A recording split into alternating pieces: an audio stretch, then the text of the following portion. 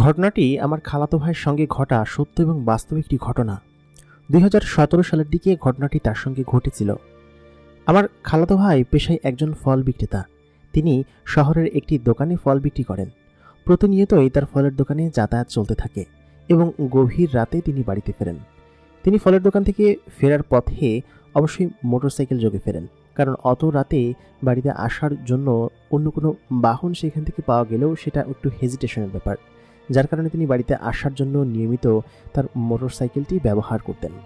আমাদের বাড়ি থেকে তার ফলের দোকান মানে শহরটা ৭-৮ কিলোমিটার দূরেই ছিল এবং প্রত্যেক দিন সেখান থেকে যেতে আসতে সর্বোচ্চ হয়তো ১০-১৫ মিনিট বা ২০ মিনিট সময় লাগত, এর বেশি লাগার কথা না। তো যেদিন আমার চাচাতো ভাইয়ের সঙ্গে ঘটনাটি ঘটে, তার সঙ্গে যেরকমভাবে ঘটেছিল সেরকমভাবেই আপনাদেরকে আমি বর্ণনা করার চেষ্টা করছি। প্রিয় দর্শক, সবাই কেমন আছেন? স্বাগত জানাচ্ছি আজকের এপিসোডে। আজকে আমরা জানব একজন ফল বিক্রেতার জীবনের ঘটনা এবং কিভাবে সে এই ঘটনার সম্মুখীন হয়েছিল সেসব সম্পর্কে জানতে পারবেন। বরাবর মতো কণ্ঠে আরজে ইমরান আপনাদের সঙ্গে আমি আছি এবং আপনারা দেখছেন দ্য মেগাবক্স প্রাইম। আজকের ভিডিওতে অবশ্যই বেশি বেশি করে লাইক করবেন, কমেন্ট করবেন এবং সেই সাথে শেয়ার করবেন আপনার বন্ধুদের সঙ্গে। আপনাদের জীবনে যদি কোনো ঘটনা থাকে আমাদেরকে লিখে জানাতে পারেন আমাদের ইমেল অ্যাড্রেসে অথবা আমাদের ফেসবুক পেজের ঠিকানায়। তাহলে চলুন বেশি কথা বাড়াবো না, আমরা সরাসরি ঘটনায় চলে যাই। ২০১৭ সালের এপ্রিল মাস, বেশ খানিকটা গরম পড়েছে চারিদিকে। আমি ফলের দোকানটা বন্ধ করে বাড়ির দিকে রওনা দিব। রাত তখন ১টার কাছাকাছি। বেশিরভাগ দিনই এত রাত্রেবেলা আমার বাড়িতে যাতায়াত পড়ে, কারণ হচ্ছে ফল বিক্রি সাধারণত এই সময়টাতে বেশি হয়, এরপরে অনেকটা কমে যায়। এই কারণে আমি এই সময়টাতে বাড়িতে ফিরি। শহরের একটা জমজমাট প্লেসে ফলপট্টিতেই আমার ফলের দোকান। সারাদিন বেশ ভালোই বিক্রি হয়, যার কারণে সকালবেলাও দেরি করে আসি আর রাত্রেবেলাও দেরি করে যাই। মূলত ব্যবসা হয় বিকেল থেকে রাত পর্যন্ত, এই জন্য এই টাইমটাতেই বেশি থাকি। আর রাত ১২টার পরে ব্যবসা অনেকটা দমে যায়। ওই ঢাকা শহরের যাত্রীটা আসলে তখন ব্যবসা হয়। মফস্বল শহরে এই ফলের ব্যবসা করে খাচ্ছি আজকে অনেক বছর। আমার বাপদাদা ১৪ গোষ্ঠীর ব্যবসা। আমার বাপ চাচারা সকলেই ফলের ব্যবসা করে গিয়েছে এবং আমিও এটাতে অনেকটা সফলতা পেয়েছি, সেহেতু এটাতেই লেগে আছি এবং পরিবার আমিই চালাই। তো যাই হোক, দোকান বন্ধ করলাম। তখন ঘড়িতে তাকিয়ে দেখলাম প্রায় ১টা বাজে। আমার পাশের দোকানদার বললেন, কি ভাই, আজকে তাড়াতাড়ি চলে যাচ্ছেন? আমি বললাম, হ্যাঁ, একটু তাড়াতাড়ি যেতে হবে, অনেকটা গরম পড়েছে আর বাড়িতে মা অসুস্থ, মায়ের ওষুধ নিয়ে যেতে হবে, সব মিলিয়ে একটু তাড়াতাড়ি যাচ্ছি। ঠিক আছে, থাকো তাহলে। এটা বলে আমি মোটরসাইকেলটা স্টার্ট দিয়ে একটা ফার্মেসির সামনে গিয়ে দাঁড়ালাম, কারণ মায়ের জন্য কয়েকটা ওষুধ নিতে হবে। ওষুধগুলো নিয়ে মোটরসাইকেলে ঝুলিয়ে আমি বাড়ির দিকে রওনা দিলাম। আমাদের বাড়িতে যেতে একটা হাইওয়ে রাস্তা পড়ে, খুবই শুনশান এবং নীরব একটা রাস্তা। রাতের বেলায় প্রায় দিনই আমার এদিক দিয়ে যাতায়াত হয়। ডাকাতির ভয় না থাকলে অন্য কোনো ভয় আমার নেই। এই অঞ্চলে ডাকাতি হয় না বহু বছর। শুনেছি আগে হতো আমার বাপ দাদার আমলে, তবে এখন হয় না, যার কারণে এই অঞ্চল দিয়ে যাতায়াত করতে আমার তেমন কোনো ভয় লাগে না। কিন্তু সেই রাতটা ছিল আমাবস্যার অন্ধকারচ্ছন্ন এক রাত। মোটরসাইকেলের আলোয় টিমটিম করে এগিয়ে যাচ্ছিলাম। আমি যে মোটরসাইকেলটা কিনেছিলাম সেটা খুব বেশি দামি না, কারণ আমার বাড়ি এবং ফলের দোকান এই জায়গায় যাতায়াত পড়ে। কয়েকদিন ধরে মোটরসাইকেলের হেডলাইটটা বেশ কিছু জ্বালাতন করছে, মানে জলে নেভে এরকম। হয়তো সুইচের সমস্যা হয়েছে। আলো যে খুব খারাপ তা বলবো না, বেশ ভালো। আমি টিমটিম করে চালিয়ে যাচ্ছিলাম। বেশ খানিকটা গরম পড়েছে। দোকানে বসে থাকতে থাকতে এবং এই গরম বাতাস খেতে খেতে কেমন যেন একটা অদিচ্ছে ধরে গিয়েছিল। হঠাৎ করেই ঠান্ডা একটা বাতাস আমার শরীরে এসে লাগলো। মনে হচ্ছিল যে এই ঠান্ডা বাতাসের জন্যই হয়তো অনেকক্ষণ ধরে অপেক্ষা করছি। আচমকা আমি খেয়াল করলাম আমি যে জায়গা দিয়ে যাচ্ছিলাম সেই জায়গাটা কুয়াশা দিয়ে ভরে গেল। আশ্চর্য তো, এখন তো শীতের সময় না, জুন মাসের একদম তপতপে গরমের সময়। এই সময়টাতে তো এরকমভাবে কুয়াশা পড়া একদমই উচিত না, কিন্তু কুয়াশা কেন ভেসে আসছে? আমি খেয়াল করলাম রাস্তার দুই ধার থেকে কুয়াশা রাস্তার উপরে উঠে আসছে। দেখতে দেখতে কুয়াশার পারদ এত মোটা হয়ে গেল যে সামনে আমি কিছুই দেখতে পাচ্ছিলাম না। তারপর আমার হেডলাইটের আলোতে কিছুই দেখা যাচ্ছিল না। আমি মোটরসাইকেলের গতি আরও কমিয়ে দিলাম, কারণ হচ্ছে এমত অবস্থায় গেলে নির্ঘাত আমি অ্যাক্সিডেন্ট করব। আর রাস্তায় বেশ খানিকটা ভাঙাচোরা আছে। দুই পাশ থেকে এরকমভাবে কুয়াশা উঠে আসার কোনো কারণ তো বুঝলাম না। দেখে ধোঁয়া মনে হচ্ছিল না। ধোঁয়া যদি হতো তাহলে গন্ধ থাকতো এবং এতটা পানির মতো থাকতো না। কুয়াশা দেখে সত্যি আমার কেমন যেন বিস্মিত লাগলো। খানিকটা দূরে যেতেই আমি খেয়াল করলাম আমার সামনে দিয়ে সাদা রঙের একটি ঘোড়া দৌড়ে পার হয়ে গেল। আমি স্পষ্ট দেখেছি সাদা ধবধবে রঙের একটি ঘোড়া এবং তার ওপরে একজন আরোহী বসেছিল। তবে এই ঘোড়ার রাস্তার উপর দিয়ে কীভাবে গেল? সোজাসুজি না গিয়ে মাঠের ভিতর নেমে গেল। আমার কোনো কিছু মাথায় ঢুকলো না। আমি মোটরসাইকেলটা সেই কুয়াশার ভিতরেই জোরে টানতে লাগলাম। আমি বেশ খানিক ধরে মোটরসাইকেল চালাতে চালাতে প্রায় আধা ঘন্টার উপরে পার হয়ে গেল। সাধারণত এই জায়গা পাড়ি দিতে আমার 20 মিনিটের বেশি সময় লাগে না। আস্তে আস্তে গেলেও অন্ততপক্ষে 20 মিনিটের বেশি লাগবে না, আর জোরে গেলে 10-12 মিনিট। তবে আধা ঘন্টার উপরে মোটরসাইকেল চালিয়েছি। আমার মোটরসাইকেল কোনোভাবেই পথ এগোচ্ছিল না। খানিকক্ষণ বাদে সেই কুয়াশা সরে গেল। আমি সামনের দিকে এগোতে শুরু করলাম। খেয়াল করলাম আমি যে জায়গা থেকে চালানো শুরু করেছিলাম সেই রাস্তাগুলো আবার দেখতে পাচ্ছি। তাহলে আমি এতক্ষণ কোন জায়গা দিয়ে ঘুরে আসলাম সেটাই আমার মাথায় ঢুকছিল না। এবং সেই কুয়াশা, সেই ঘোড়া এবং ঘোড়ার উপর বসে থাকা একজন অশ্বারোহী, আমার তো কিছুই মাথায় ঢুকছে না। আমি আবার সজোরে গাড়ির স্পিড বাড়াতে লাগলাম। মোটরসাইকেলের কাঁটায় তখন গাড়ির স্পিড 90। আশপাশটা একদম পরিষ্কার। আমি যেতে শুরু করলাম। আচমকা আবার সেই কুয়াশা আমাকে ঘিরে ধরল। আমি কিছু বুঝতে পারছি না এসব আমার সঙ্গে কি ঘটছে। এত দ্রুত গাড়ি চালাচ্ছি, তারপর রাস্তা শেষ হচ্ছে না, আর আমি বারবার সেই একই জায়গায় ফিরে আসছি। আমি মোটরসাইকেলটা থামালাম। সামনে খেয়াল করলাম সেই ধোঁয়াময় জায়গাটা। ব্রিজ পার হয়েই যে জায়গা থেকে প্রত্যেকবার আমি ধোঁয়ার ভিতরে ঢুকে যাচ্ছিলাম। আমার মাথায় কিছু ঢুকছিল না। আমি ব্রিজের উপর দাঁড়িয়ে মোটরসাইকেলের আলোটা লম্বা আলো মারলাম। দেখলাম সামনে সত্যি ধোঁয়া, এবং সেই ধোঁয়ার মধ্যে থেকে সেই ঘোড়াটা উঠতে উঠতে চলে যাচ্ছে। আমি এর বিস্ময়ের সীমা রইল না। আমি ভাবলাম যে এদিক দিয়ে যাওয়া যাবে না, তাই করে মোটরসাইকেলটা পেছালাম। নিশ্চয়ই এখানে কোনো সমস্যা আছে। তারপর বাইপাস একটা গ্রামের রাস্তা ধরে বেশ খানিকক্ষণ মোটরসাইকেল চালিয়ে আমি আমার বাড়ির কাছে আসলাম। তার মানে বোঝা গেল ওই জায়গাটায় নিশ্চয়ই কোনো সমস্যা আছে। আমি এত বছর ধরে যাতায়াত করছি, কই এরকম তো কোনো সমস্যা হয়নি। যাই হোক, বাসায় গিয়ে আমার হাতে ওষুধটা দিয়ে ফ্রেশ হয়ে তারপর ঘুমাতে গেলাম। রাতের খাওয়া দাওয়াটাও করলাম না, কারণ আমি বেশ খানিকটা ভয় পেয়েছিলাম। আমার শরীর ঘেমে একদম একাকার হয়ে গিয়েছিল। আমি মোটরসাইকেলে চলছিলাম, তাও কেমন যেন আমার শরীর ঘেমে একদম একাকার। যাই হোক, পরের দিন আমার ঘুম ভাঙলো প্রায় 11টার দিকে। আমি 11টার মধ্যেই দোকানে পৌঁছে যাই। তবে গতকালকের এই ঘটনার পরে ঘুমাতে বেশ খানিকটা বেগ পোহাতে হয়েছে আমাকে, যার কারণে সকালবেলা আমার ছোট বোনের ডাকে ঘুম ভাঙলো। বললো যে, কি রে ভাই, তুই দোকানে যাবি না? এতক্ষণ পর্যন্ত তুই ঘুমাস না? আমি বললাম, কালকে রাত্রে দেরি করে ফিরেছি, আর কেমন যেন ঘুম ছাড়া হয়েছে। উঠে খেয়ে নিলাম। তারপর খেয়ে দিয়ে মোটামুটি জোহরের আজানোর খানিক্ষণ আগ দিয়ে আমি বাসা থেকে বের হলাম। আমি সেই রাস্তাটা দিয়ে যাচ্ছিলাম, যে রাস্তাতে গতকাল আমার সঙ্গে অদ্ভুত এক ঘটনা ঘটেছে। আমি সেই রাস্তার সামনে দিয়ে এগিয়ে যাচ্ছিলাম। সে ব্রিজের কাছে দাঁড়ালাম, কিন্তু পেছনে কিরকম কোনো অদ্ভুত জিনিস দেখতে পেলাম না। যাই হোক, ফলের দোকানে চলে গেলাম। ভাবলাম আজকে আর একা যাব না, আজকে আর রফিক ভাইকে সঙ্গে নিয়ে যাব। আমার পাশের ফল দোকানদার, আমাদের বাড়ি প্রায় পাশাপাশি গ্রামে। ওর গ্রামটা হচ্ছে 1 গ্রাম আগে, আর আমারটা হচ্ছে 1 গ্রাম পরে। সে তো একসাথেই যাবো। যাই হোক, রাত 2টা পর্যন্ত দুজনে দোকান চালালাম। তারপর রফিক ভাইকে বললাম, ভাই আজকে একসাথে যাবো, ঠিক আছে? দুজনে একসাথে দোকান বন্ধ করলাম। তারপর মোটরসাইকেল দুজনে আস্তে আস্তে করে বাড়ির দিকে যাচ্ছিলাম, এবং ওই রাতে আমার আর কোনো সমস্যা হলো না। এর পরের দিন আমি সেই ঘটনা একদমই ভুলে গেলাম। কারণ হচ্ছে এরকম কোনো ঘটনা ঘটেছিল সেটা আমার প্রায় মনে থাকলো না, মানে এক প্রকার আনদেখা করলাম। তারপর আমি দোকানে আসলাম। যাই হোক, ওই দিনকে রফিক ভাই এবং আশেপাশের সমস্ত দোকানদাররা চলে গিয়েছিল। রফিক ভাই সন্ধ্যার সময় চলে গিয়েছে, আর আমার তো রফিক ভাইয়ের সাথে যাওয়ার কথা ছিল। সেহেতু আমি ভেবেছিলাম যে আজকে ওই রাস্তা ধরে না গিয়ে সেই বাইপাস রাস্তা ধরেই যাবো গ্রামের মধ্যে দিয়ে, যেহেতু এই রাস্তাটা সম্পূর্ণ শুনশান এবং যেতে বেশ একটা ভয় লাগবে, যার কারণে আমি ভাবলাম যে ওরকমভাবে যাবো। আমার দোকানটা ছিল সবার দোকানের একদম শেষ মাথায়, এবং এরপরে আর কোনো দোকান নেই। গলি সম্পূর্ণ খালি, তবুও আমার দোকানের বিক্রি ছিল সব থেকে বেশি। তখন রাত 11টার পর হবে, প্রায় 12টার কাছাকাছি। ওই সময়টাতে বিক্রেতা এবং ক্রেতা উভয় দোকানে ছিল না, আর কি মার্কেটে ছিল না। আমি বসে বসে ঝিমাচ্ছিলাম। ভাবলাম একটু পরে চলে যাব, 12টা বাজলেই। আমি যখন দোকান বন্ধ করতে যাব, মানে একটু তন্দ্রা লেগে এসেছে। ঠিক তখনই আমার দোকানের সামনে একটা মেয়ে এসে দাঁড়ালো। এসে বলল কি যে, আপনার দোকানে কি অমুক ফল আছে? সে যে ফলটার কথা বলল, সেই ফলটা আমি এর আগে কোনোদিন দেখিনি বা নামও শুনিনি।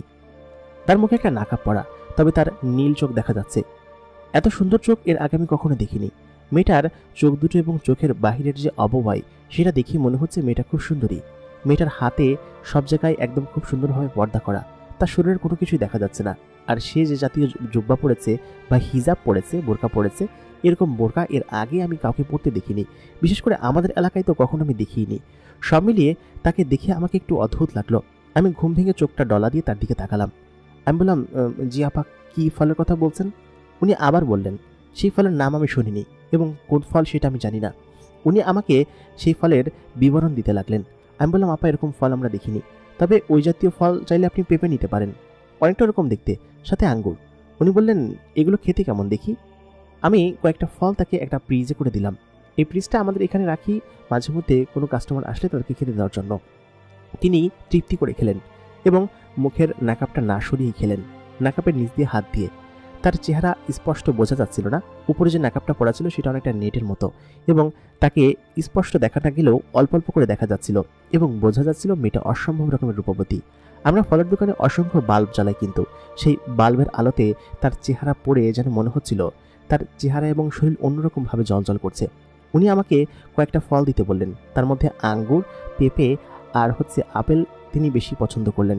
এই 3টা ফল তাকে আমি দিলাম এবং যাওয়ার সময় উনি আমাকে একটা থলে দিয়ে গেলেন।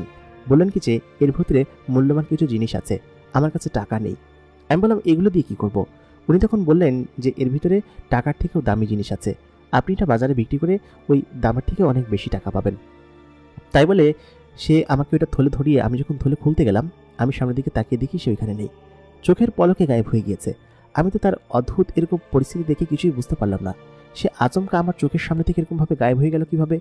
আমি তো এইসব জিনিস নিব না। আমি যখন সেটা থেকে ওই জিনিসটা বের করলাম, দেখলাম চকচক করছে 2টা অদ্ভুত স্বর্ণের মতো দেখতে একটা বার, আর কি ছোট ছোট 2টা বার। দেখে শোনা মনে হচ্ছে, তবে আমার ধারণা এটা শোনা না। আমি বললাম, রাত বেরাতেই দোকান বন্ধ করব, কি একটা ঝামেলা করে গেল বলো তো। তাই বলে সেটা দোকানে ফেলেই আমি এই দোকান বন্ধ করে মোটরসাইকেলটা স্টার্ট দিলাম। তারপর আমি মোটরসাইকেল চালিয়ে বাড়ির দিকে যাচ্ছিলাম, প্রতিদিন যেরকমভাবে যাই। আমাকে সেই গ্রামের রাস্তার আগ পর্যন্ত ঢুকতে হলে সেই ব্রিজ পর্যন্ত যেতে হবে। আমি ব্রিজ পর্যন্ত যাওয়ার আগেই রাস্তায় কেউ একজন হাত দিয়ে আমার মোটরসাইকেল থামাচ্ছে, অনেক দূর থেকে আমি দেখতে পাচ্ছি, রাস্তার কোনায় দাঁড়িয়ে আছে। আমি মোটরসাইকেল চালিয়ে যাচ্ছি, হয়তো কেউ বিপদে পড়েছে, তার জন্য হয়তো সাহায্য চাচ্ছে। আমি খানিকটা কাছে এগিয়ে গেলাম। যখন কাছাকাছি প্রায় চলে এসেছি তখন খেয়াল করলাম এটা একটা সাদা বোরকা পরা কোনো একটা মেয়ে মানুষ দাঁড়িয়ে আছে, এবং এটা আর কেউ নয়, সেই মেয়ে মানুষটা যে কিনা একটু আগে আমার দোকান থেকে ফল কিনেছে এবং টাকা না দিয়ে চলে এসেছে। আমি সঙ্গে সঙ্গেই মেজাজ খারাপ করে তার গা ঘেঁষে মোটরসাইকেল দাঁড় করালাম। বললাম কি যে, আপনি আমাকে টাকা না দিয়ে ওই জিনিসগুলো ধরিয়ে দিয়ে কেন চলে আসলেন বলুন তো? ওই জিনিস আমি দিয়ে কী করবো? তখন মেয়েটি বলল, ওইটা আপনার জন্য, আপনার টাকার থেকে বহু গুণে দামি। ওইখানে কিছু স্বর্ণ আছে, আমি আপনাকে সেগুলো দিলাম। আমি বললাম, স্বর্ণ দিয়ে আমি কি করব? আর আপনি অল্প কয়েকটা ফল নিয়ে আমাকে স্বর্ণ কেন দিবেন বলুন তো?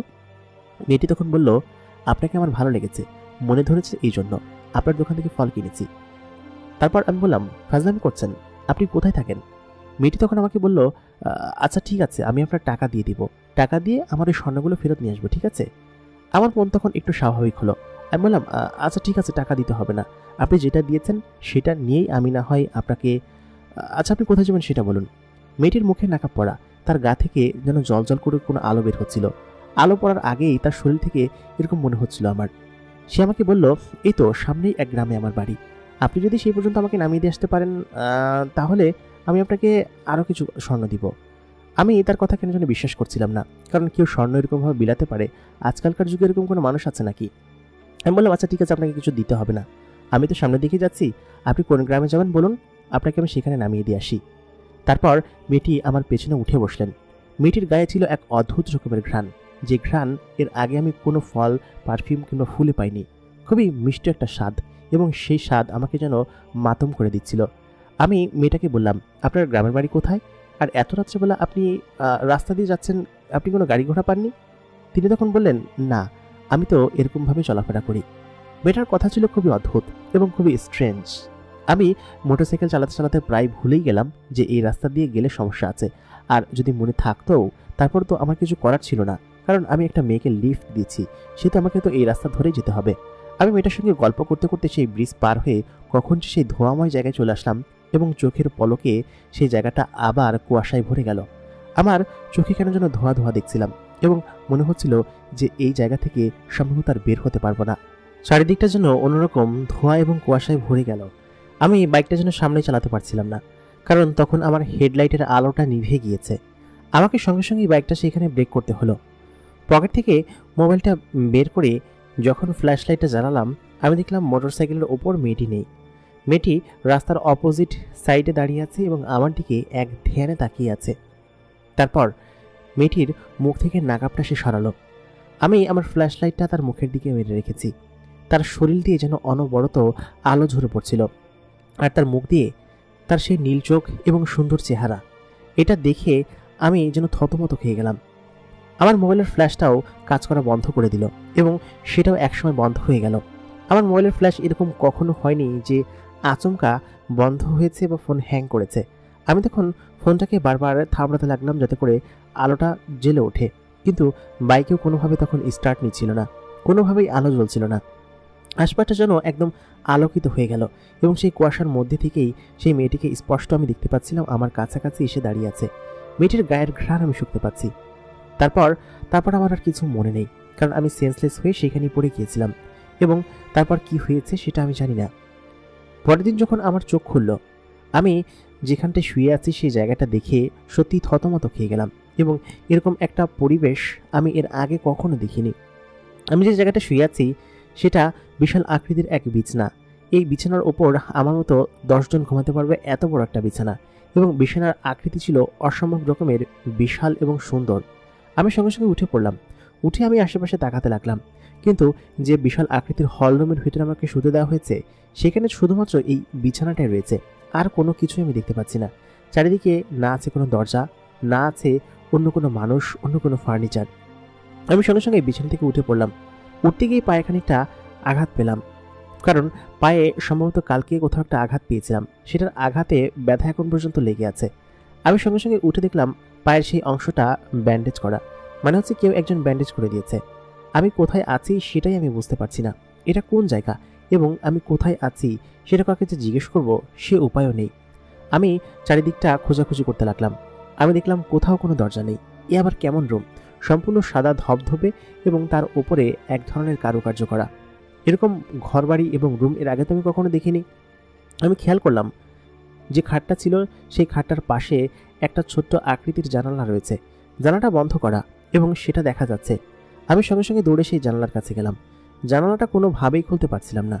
তারপর খেয়াল করলাম সেখানে একটা টান দেওয়ার মতো দড়ি রয়েছে। সেই দড়িটা টান দিতেই জানালাটা যেন খুলে বিশাল আকৃতির একটা জানালা হয়ে গেল। জানালাটা দেখতে ছোট মনে হচ্ছিল, কিন্তু যখন সেটা টান দিলাম, টান দেওয়ার সঙ্গে এত বড় হয়ে গেল। আর আমি জানালাটা খোলার পরে যেটা দেখতে পেলাম সেটা দেখার জন্য আসলে মোটেই প্রস্তুত ছিলাম না। দূরে বিশাল আকৃতির বড় বড় গাছ, এবং আমি যেখানটায় আছি সেটা নিশ্চয়ই 10 থেকে 12 তলার উপরে, এবং সেই গাছের উপরের ছাউনিগুলো দেখা যাচ্ছিল বিশাল আকৃতির ঝাউ গাছের মতো, এবং জায়গাটা ছিল এক প্রকার বিধ্বস্ত জায়গার মতো, মানে স্বাভাবিক কোনো জায়গা না। মাটিগুলো কেমন যেন লাল ছিল, আর সেই গাছগুলো কেমন যেন বিদঘটে ছিল, মনে হচ্ছিল সদ্য এখানে যুদ্ধ শেষ হয়েছে, এরকম একটা পরিবেশ।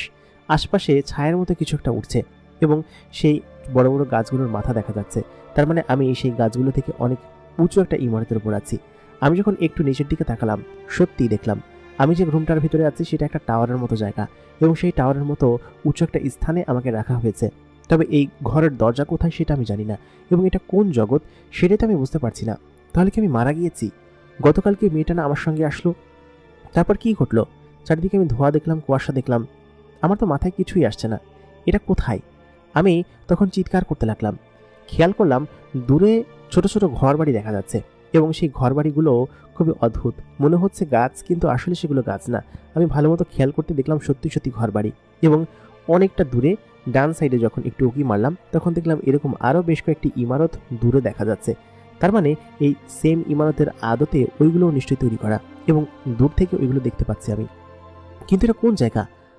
সঙ্গে সঙ্গে পেছন থেকে একটা আওয়াজ আসলো, একটা মেয়ের কণ্ঠ। একটা মেয়ে ঘরের ভিতরে প্রবেশ করলো এবং তার মুখে নাকাব দেওয়া। তারপর দেখলাম তার পেছন পেছন আরও 2 জন প্রবেশ করলো।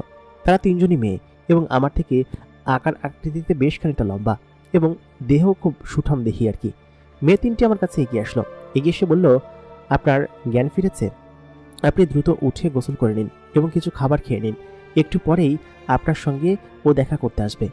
আমি তখন বললাম, ওটাকে? আর আপনারা কারা? আপনাদেরকে চিনতে পারছি না, আর আপনারা এত বিশাল আকৃতির কেন? মেয়ে মানুষ হয়ে প্রায় 6-7 ফুটের কাছাকাছি লম্বা আপনারা। আমি 5 ফুট 10 ইঞ্চি ছিলাম, তারপরও তাদের কাছে আমাকে বেশ খানিকটা ছোট মনে হচ্ছিল। তখন তেনারা বললেন যে উনি আসলেই আপনি সমস্ত কিছু বুঝতে পারবেন। আপনি এই কাপড়গুলো পরিধান করে নিন, এবং সেই সঙ্গে আপনার জন্য খাবার দিয়ে যাওয়া হচ্ছে। মেয়েগুলো যে রাস্তা দিয়ে প্রবেশ করেছে সেই রাস্তাটা অটোমেটিকভাবে বন্ধ হয়ে গেল তারা এখান থেকে প্রস্থান করার পরে। তেনারা আমাকে গোসলখানা দেখিয়ে দিলেন, বললেন কি যে এদিক দিয়ে সোজা গেলেই একটা দরজা বের হবে, এবং সেখান দিয়ে আপনি গোসল করতে যেতে পারবেন। আমি কি করব কিছু বুঝতে পারছি না। বেশ খানিকক্ষণ ঝিম মেরে সেখানে বসে থাকলাম এবং কোথায় এবং কিভাবে চলে এসেছি সেসব বিষয় নিয়ে আমি চিন্তা করতে লাগলাম। তারপর যখন আমি সেই দরজার কাছাকাছি গেলাম, দেখলাম যে সত্যি সত্যি সেই দরজাটা খুলে গেল এবং বিশাল আকৃতির একটা পুকুর সেখানে রাখা, এবং এটা পুকুরটা একটা সুন্দর জায়গার মধ্যে। তবে সেই জায়গার চারপাশে কোনো কিছু কুয়াশার জন্য দেখা যাচ্ছে না, শুধু পুকুরটাই দেখা যাচ্ছে এবং পুকুর পাড় দেখা যাচ্ছে। আমি সেই শান বাঁধানো পুকুরে গোসল করতে নেমে পড়লাম। পুকুরের পানি ছিল বেশ খানিকটা উষ্ণ আর পরিবেশটা ছিল বেশ খানিকটা ঠান্ডা, যার কারণে পুকুরের পানিতে গোসল করতে বেশ ভালো লাগছিল। আশপাশ থেকে কেউ আমাকে দেখছে কিনা সেটা জানি না। পুকুর ঘাটে গোসল করে আমার অভ্যাস আছে, তবে এরকম একটা জায়গায় আমি যে গোসল করছি সেটা কেউ দেখছে না তো। আমি খানিকক্ষণ গোসল করে মাথায় খানিকটা একটু পানি লাগিয়ে তারপর এখান থেকে উঠে আসলাম। উঠে যে কাপড়গুলো ওনারা আমাকে দিয়েছে, কাপড়গুলো ছিল বেশ ঢোলা ঢালা এবং এক ধরনের আগেকার রাজারা পরতো এই জাতীয় কাপড়। আমি কাপড়টা দেখে বেশ বিস্মিত হলাম। তারপর আমি সেই কাপড়টা পরলাম, কারণ আমার দ্বিতীয় কোনো কাপড় পরার কিছু ছিল না। আমার গোসল করার জন্য খুব মন আশপাশ করছিল, কারণ আমি প্রত্যেকদিনই বাজার থেকে ফিরে বাসায় গিয়ে গোসল করি এবং কেন যেন এরকম অন্যরকম লাগছিল, যার কারণে গোসল করে নিলাম এবং গোসল করে সেই কাপড়গুলো পরে নিলাম। পরে আমি যখন আবার নিজের কক্ষে আসলাম, দেখলাম যে কক্ষটা তখনও ফাঁকা, কেউ নেই সেখানে, এবং একটা টেবিলের ওপর 3-4টা বাটি ঢাকা দেওয়া। সেই বাটিগুলো হচ্ছে কাঠ এবং কাঁচ দিয়ে তৈরি, অনেকটা সিরামিকের কাঠ এবং এরকমভাবে তৈরি করা। আমি যখন সেই বাটিটা সরালাম, দেখলাম বেশ কিছু খাবার থেকে ধোঁয়া উঠছে। একটার ভিতরে বেশ কিছু ফল কেটে রাখা এবং আরেকটার ভিতরে বেশ কিছু মিষ্টি রয়েছে। অন্যটার পুরো বাটি ভর্তি মাংস রয়েছে আর আরেকটাতে রয়েছে ভাত জাতীয় কোনো কিছু, তবে সেটা দেখে ভাত মনে হলো না। আমি সঙ্গে সঙ্গে মাংসের বাটিতে নিয়ে খেতে লাগলাম, কারণ প্রচণ্ড পরিমাণ ক্ষুধা লেগেছে। আমি কতক্ষণ এখানে এসেছি বলতে পারবো না, আর আমার মোটরসাইকেল নিশ্চয়ই সেখানে পড়ে আছে। আর এই মেয়েটি আমাকে কেন এখানে নিয়ে আসলো? আমার মনে হচ্ছিল কেন জানি ওই মেয়েটি আমাকে এখানে নিয়ে এসেছে। তাহলে তার কাছে কোনো উদ্দেশ্য আছে বা স্বার্থ আছে? মেয়েটি কি আমাকে অপহরণ করেছে? কিন্তু এটা কোন জায়গা? এরকম জায়গা তো আমি আমার জীবনে কোনোদিন দেখিনি। সব মিলিয়ে আমার মনের মধ্যে একটা ভ্রম সৃষ্টি হলো। প্রচণ্ড ক্ষুধা লেগেছিল বলে প্রায় মাংসের বাটি সম্পূর্ণটা শেষ করে ফেললাম। শেষ করে মাংসের বাটি রেখে অন্য একটা বাটি ধরবো, আচমকা আমার চোখের সামনে ঘটে গেল এক আজব ঘটনা। আমি খেয়াল করলাম মাংসের বাটিটা একা একাই পূর্ণ হয়ে গেল। আমার বিস্ময়ের সীমা রইল না, কারণ মাংস খেতে আমার আবার ইচ্ছা করছিল। ইচ্ছা সাপেক্ষে কি তাহলে মাংসের বাটি ভরে গেল? কিন্তু এটা কীভাবে সম্ভব? আর এটা কেমন জায়গা সেটাই তো বুঝতে পারছি না। আমাকে অপহরণ করার কোনো মানেও আমি বুঝতে পারছি না। যাই হোক, পেট ভরে সেই খাবারগুলো খেলাম এবং স্বাভাবিকের থেকে অনেক বেশি খেলাম, কারণ খাবারগুলো ছিল অত্যাধিক সুস্বাদু। আমাকে চমকে দিয়ে সেই লোকটি আমার সামনের দিকে এগিয়ে আসলো। সেই লোকটি বায়ে হেঁটে আসছিল না, বরং আসমানে শূন্যে ভেসে আসছিল। আমি তাকে দেখে চমকে পেছন দিকে সরে গেলাম। তিনি বললেন, আপনার খাওয়া শেষ হয়েছে? আমি বললাম, হ্যাঁ, কিন্তু আপনার পা কোথায়? তিনি বললেন যে আমাদের পা হয় না। আমাদের পা থাকবে কিসের জন্য? আমরা পা রেখেও চলতে পারি, পা রেখেও চলতে পারি। তাই বলে তিনি ইশারা দিতেই সমস্ত প্লেটগুলো তার পেছন পেছন যেতে শুরু করলেন। এটা দেখে আমার বিস্ময়ের সীমা রইল না। এটা যে সত্যি সত্যি ঘটতে পারে সেটা আমার কল্পনায় ছিল না। খানিকক্ষণ বাদে একটা মেয়ে ঘরের ভিতরে প্রবেশ করলো। উনি চলে যাওয়ার বেশ খানিকক্ষণ পরে মেয়েটি আমাকে বলল, কি ব্যাপার, এখন খানিকটা সুস্থ বোধ করছেন? আমি বললাম, হ্যাঁ, কিন্তু আপনি কে? মেয়েটিকে দেখে আমি চিনতে পারলাম, এবং এই মেয়েটি হচ্ছে সেই মেয়েটি, তবে আজকে পোশাক একটু ভিন্ন বলে প্রথমে চিনতে একটু বেগ পোহাতে হয়েছিল। মেয়েটি হচ্ছে সেই মেয়েটি যে কিনা আমার দোকানে ফল কিনতে এসেছিল এবং আমার গাড়িতে লিফট নিয়েছিল, এবং সর্বশেষ যে মেয়ের সাথে আমি গায়েব হয়েছি। তারপর আমি তাকে বললাম, আপনি আমাকে এখানে কেন নিয়ে এসেছেন এবং আপনি কে? আপনার উদ্দেশ্য কি? উদ্দেশ্য যদি টাকা পয়সা হয়ে থাকে তাহলে বলে রাখি, আমাদের দেওয়ার মতো তেমন কোনো টাকা পয়সা নেই। ওই ব্যবসাটাই আমাদের সম্বল, আর ওইটা দিয়েই আমি আমার পরিবার চালাই। আপনি কেন এরকম করছেন আমার সঙ্গে বলুন তো? মেয়েটি তখন তার মুখের নাকাব সরালেন। খোদার কসম বলছি, এরকম সুন্দরী মেয়ে এর আগে আমি কখনো দেখিনি। তার শরীর এবং ত্বক যেন দুধ দিয়ে তৈরি, এরকম মোলায়েম এবং এত সুন্দর। এরকম সুন্দর স্কিন কোনো মেয়ে মানুষের হতে পারে সেটা আমি জানি না। মেয়েটার ছিল নীল আঁখি এবং খুব সুন্দর চোখ, পাশাপাশি নাক ঠোঁট এত চমৎকার করে বানিয়েছে যেন মনে হচ্ছে যেন স্বর্গের হুড়পড়ি নেমে এসেছে। আমি তখন বললাম যে, আপনি কেন নিয়ে এসেছেন? আপনি তো দেখতে মাশাআল্লাহ অনেক সুন্দরী, তাহলে আপনার এত টাকা পয়সার কেন দরকার? মেয়েটি তখন বলল যে, এখনো বুঝতে পারছো না যে আমি কে এবং তোমাকে কোথায় নিয়ে এসেছি? মেয়েটির কথা আমার কোনো কিছু মাথায় আসছিল না। আমি তখন বললাম, কোথায়? এটা কোন জায়গায়? মেয়েটি তখন বলল, এটা আমাদের জগৎ। আমি হচ্ছি একটা পরী এবং তোমাকে আমার খুব মনে ধরেছে, খুব পছন্দ হয়েছে, এই জন্য তোমাকে আমি এখানে নিয়ে এসেছি এবং এখন থেকে তুমি আমার সঙ্গে থাকবে।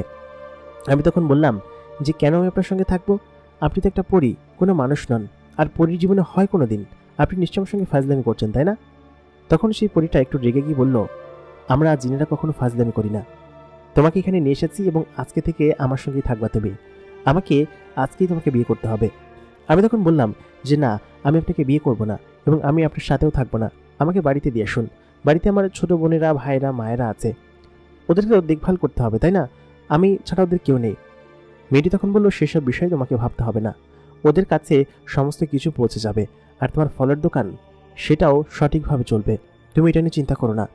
তুমি নাই তো কি হয়েছে, তোমার ছোট ভাই চালাবে, আর তোমার সেখানে থাকতে হবে কিসের জন্য? আমি সমস্ত কিছু ব্যবস্থা করে দিব। আমি তখন বললাম, না, আমি কখনোই তোমার সঙ্গে থাকবো না। এটা বলে মেয়েটি সেখান থেকে বেরিয়ে গেল এবং বলল, বিয়ের জন্য প্রস্তুত হও, না হলে কিন্তু তোমার খবর আছে। তারপর সেই জিনটা প্রবেশ করলো, যে জিনটি হাওয়ায় ভেসে আমার কাছে এসেছিল। বলেছিল যে ওনার কথা শুনুন, উনি খুব ভালো একটা জিন এবং উনি আজ অবধি কাউকে পছন্দ করেননি, তোমাকে পছন্দ করেছে, আর ওনার বাবাও তোমার সঙ্গে ওর বিয়ে দিবেন, সেই জন্য তোমাকে তুলে নিয়ে এসেছে। আর তুমি খুব ভালো একটা ছেলে দেখে বোঝা যাচ্ছে। তুমি এখানে থাকলে সব কিছুই পাবে, আর তোমার বাবা মার দেখভাল ওরাই করবে, ওরাই তোমার সব কিছু দেখাশোনা করবে। এত চিন্তা করো কিসের জন্য? আমি তখন বললাম, না, আমি এখানে থাকবো না, আমি আমার মায়ের কাছে যাব, বাড়িতে যাব। এরকম করে পরের দিন, ওই দিন কেটে গেল আর কি। পরের দিনও মেয়েটি আমার কাছে এগিয়ে আসলো, এসে বলল, আমাকে কি তুমি বিয়ে করবে?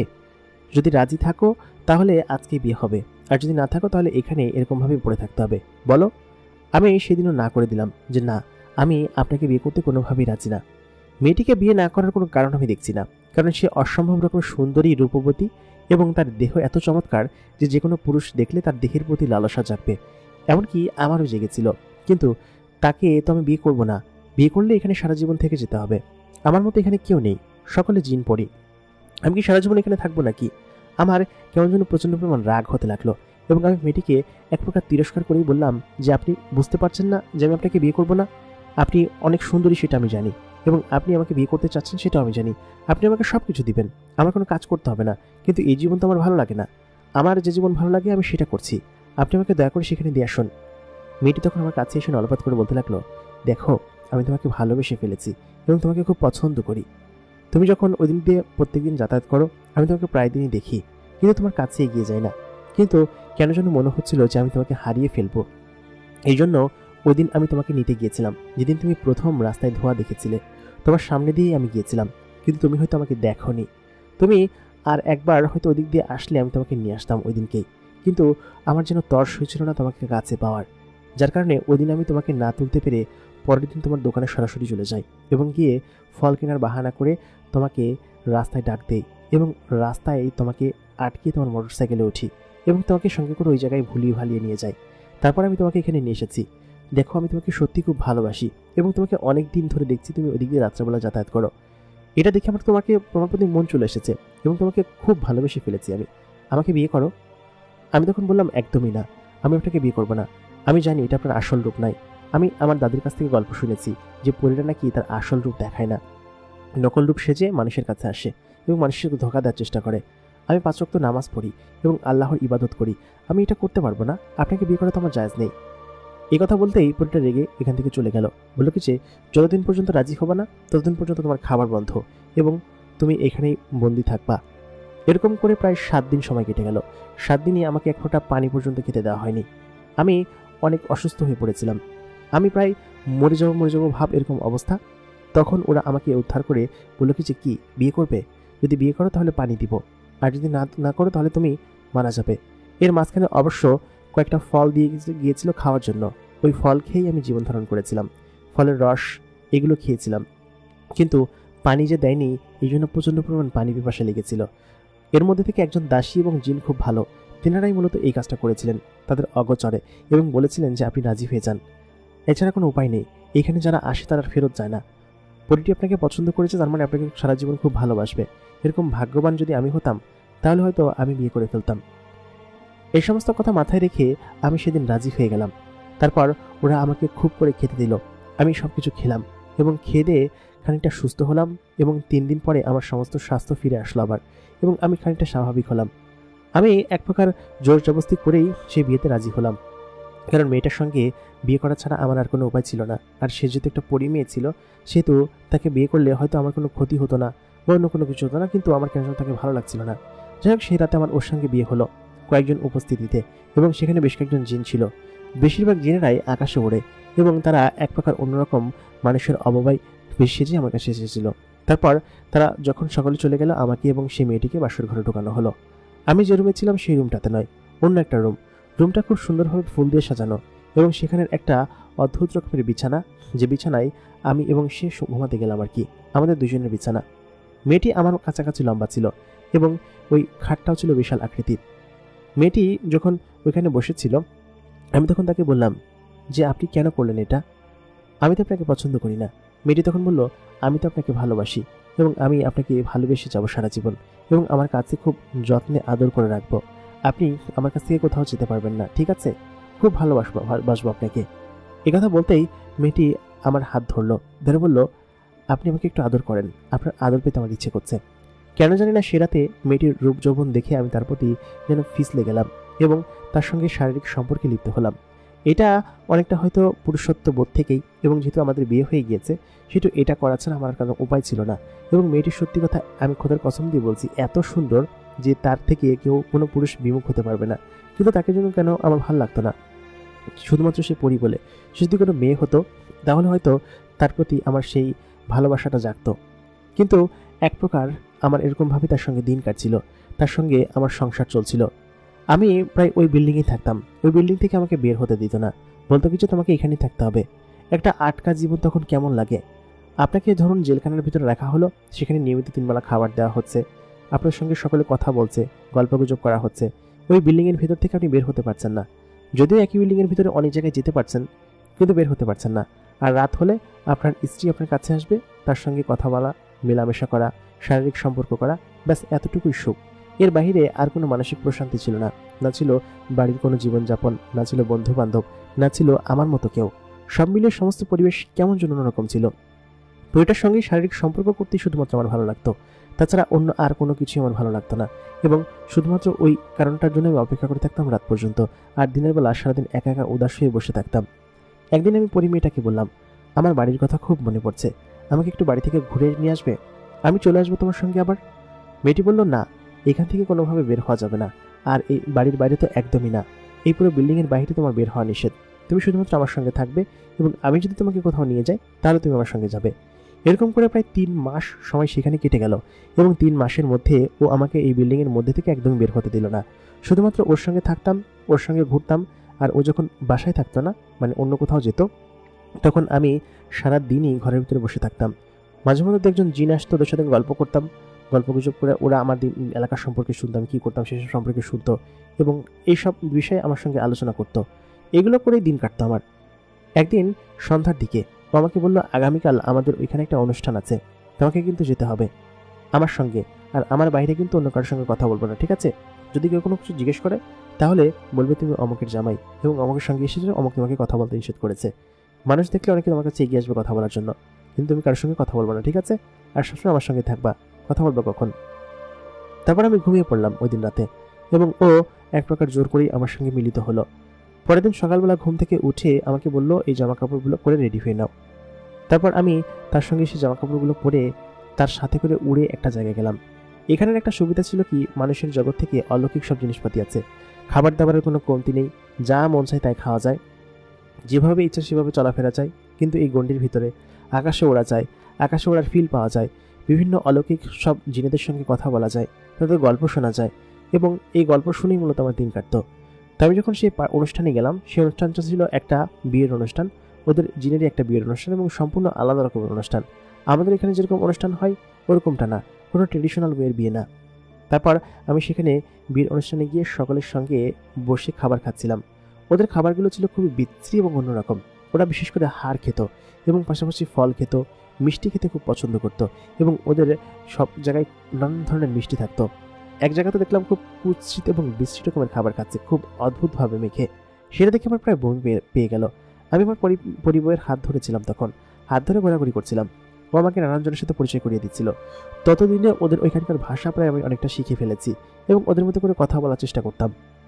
তারপর মূলত ওই কোনো ফাংশন হলে তখনই আমার পরিস্থিতির সঙ্গে নানান জায়গায় যাওয়া হতো, এবং এদিকে ওদিকে যাওয়া হতো।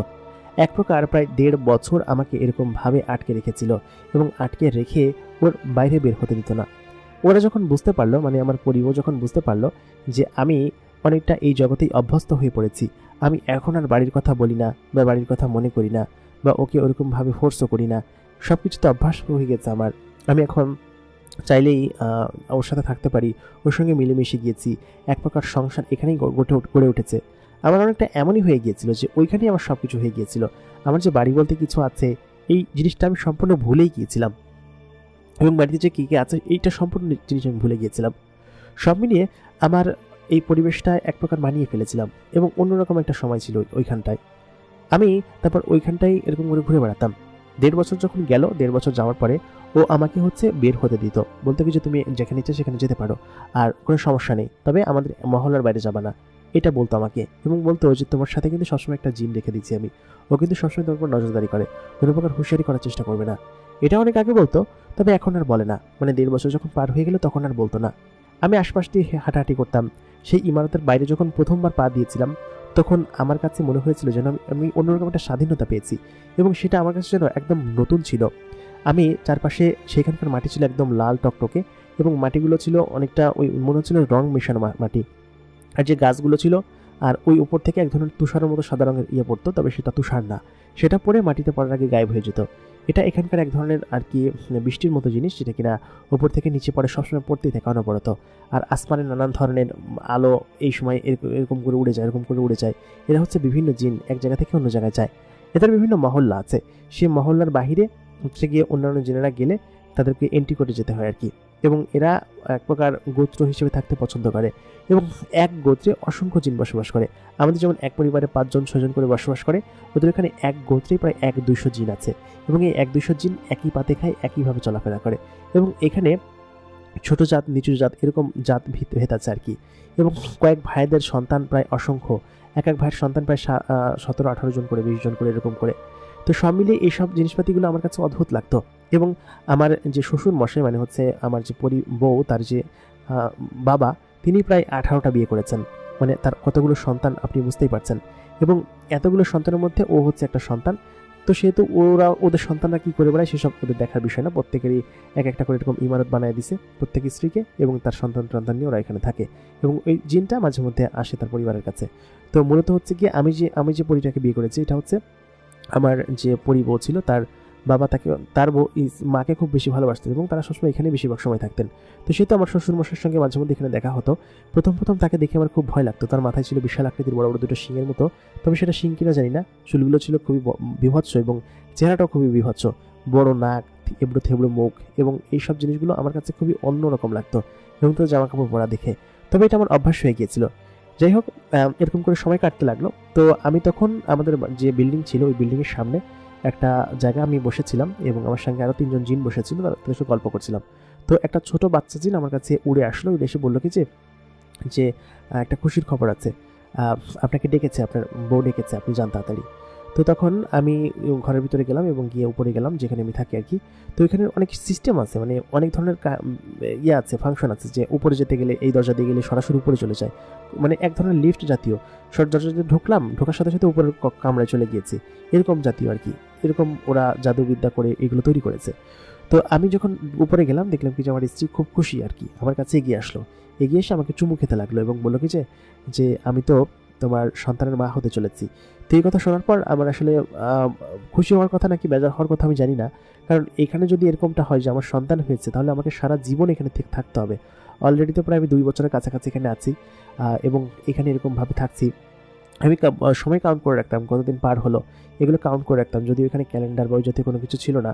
ইভেন আমার যে মোবাইল ছিল, মোবাইলটা তখন আমার সাথে ছিল, কিন্তু মোবাইলে চার্জ না থাকার কারণে ওটা বন্ধ হয়ে পড়েছিল আর কি, এবং ওটা দিয়ে আমি কোনো কিছু করতে পারিনি। এখানে কোনো নেটওয়ার্ক পায় না, কোনো কিছু পায় না, কোনো কিছু হয় না। আর কয়েকদিন চালানোর পর বন্ধ হয়ে গেছে অটোমেটিক। চার্জার তো আমার কাছে ছিল না যে আমি চার্জ দিব, বা এখানে কোনো এনার্জি কারেন্ট এরকম কোনো কিছু নেই যে আমি চার্জ দিব। তো ও যখন বললো, তো আমি খুশি হবো না বেজার হবো এটা নিয়ে আমি চিন্তিত ছিলাম।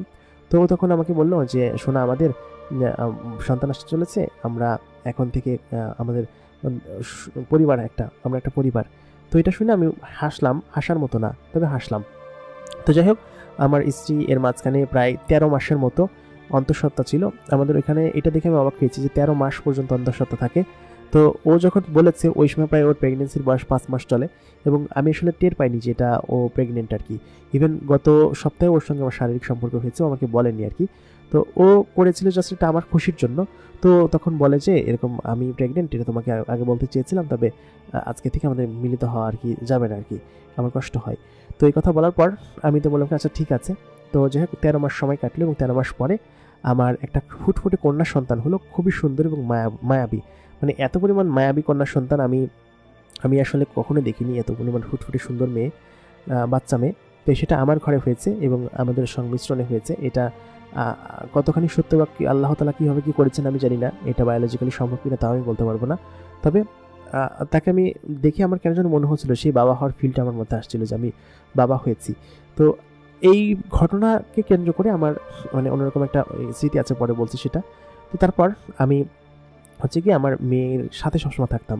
ও এক প্রকার ওই মেয়েকে আমার কাছেই রাখতো সবসময়, আমি নিজেই রাখতাম, কারণ আমার মেয়ে এরকম করে আমি মেয়েকে পালতে লাগলাম, একটু একটু করে বড় হতে লাগলো। ও মেয়ের গ্রোথ কম ছিল, ও প্রায় 2.5 বছরের সময় গিয়ে তারপরে হচ্ছে গিয়ে হাঁটা চলা এবং ও বলা শিখেছে আর কি। সাধারণত আমাদের মানুষের ছেলেমেয়েরা কিন্তু অনেক আগেই শিখে যায়, 2.5 বছর পরে গিয়ে মানে বসতে শিখেছে আর কি। এবং 3 বছরের পর পার হয়ে গিয়ে তারপর হচ্ছে গিয়ে ও হাঁটা চলা শিখেছে, মানে কথা বলা শিখেছে। প্রায় 5 বছরের যখন হলো তখন হচ্ছে কি প্রায় হাঁটা চলা শিখেছে।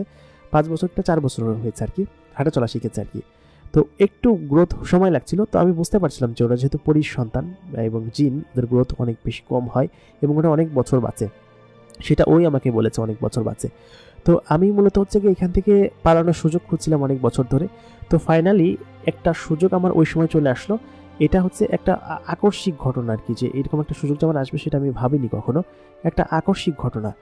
আমার ওরকম একটা অনুষ্ঠানে, আমাদের একটা অনুষ্ঠান ছিল, তো সেই অনুষ্ঠানে হচ্ছে আমি, আমার মেয়ে এবং আমার সেই পরিস্ত্রী, আমরা 3 জন হচ্ছে সেই অনুষ্ঠানে গিয়েছিলাম। তো সেই অনুষ্ঠানে যাওয়ার পর সেখানে একজন জিনের সঙ্গে আমার পরিচয় হয়। সেই জিনটা হচ্ছে মানুষের সঙ্গে যোগসূত্র আছে, মানুষের সঙ্গে তার খুব উঠা বসা। তো সে আমাকে বললো যে তুমি এখানে কীরকমভাবে কীভাবে থাকছো। তো আমি তখন বললাম যে পরিমেয়েটা কিন্তু আমাকে কোনো জিনিসের সাথে কথা বলতে নিষেধ করেছে, কিন্তু এটা আমার মেয়ের জন্ম হওয়ার পর থেকেও আমাকে কোনো কিছুতে বাধা দেয় না। ও মনে করেছে যে আমি হয়তো ওই সব জিনিসে বাধা পড়ে গিয়েছে, আমি আর বাড়িতে গিয়ে কী করবো, বা আমি ওইটা কথা কখনো ভাববো না।